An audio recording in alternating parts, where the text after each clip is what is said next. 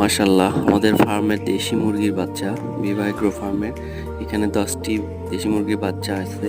এদের বয়স 2 মাস হতেছে। এদেরকে কৃমি ডোজ করালাম, কৃমি ডোজ কমপ্লিট, এবং লিভার টনিক দিলাম।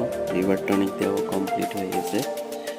মাশাল্লাহ, সবগুলো বাচ্চার গ্রোথই অনেক ভালো। আর ছাদে আসলেই এরা শুধু খেতে চায়।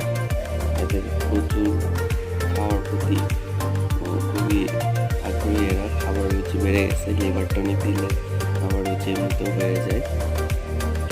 তো ওদেরকে খেতে দিচ্ছি একটু ফিট। আর দেশি মুরগি পালনের আসলেই বেশি প্যারা নিতে হয় না, সকাল বিকাল একটু খেতে দিলে হয়। তাছাড়াও এমনি বাইরে খাবার খেয়ে থাকে ঘুরে ঘুরে।